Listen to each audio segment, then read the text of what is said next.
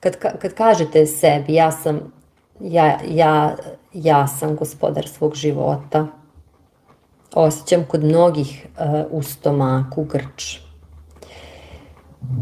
Osjećaj da nisam gospodar svog života. Šta mogu da uradim svakodnevno u malim stvarima da se osjećam više i više da ja imam kontrolu nad svojim životom. U malim stvarima, ne u nekim velikim, kad bih ja to mogao, ja bih to, ne, nego u malim stvarima.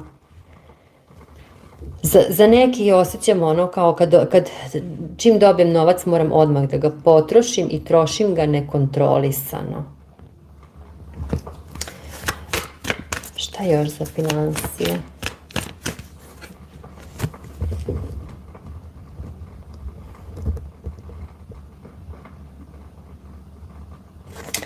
Ovde je potrebno za finansije zaista preuzeti tu neku kontrolu nad finansijama. Voditi evidenciju, pisati koliko ili računati koliko imam, koliko investiram, koliko mi treba za ovo, raditi sa novcem.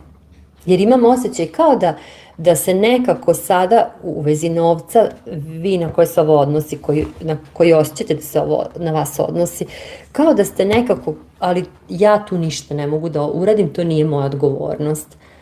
I onda u toj energiji da ja ništa ne mogu, ja sam žrtva, onda su mi finansije takve da nisam zadovoljan. Ovde je potrebno, kao da imate konja, tako mi dolazi, divljeg konja, i treba ga na neki način osedlati, treba ga obuzdati, treba ga kontrolisati.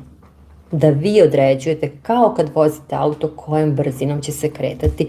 Ovde je potrebno preuzeti odgovornost za svoje finansije, za svoj novac. Upravljati novcem kvalitetnije.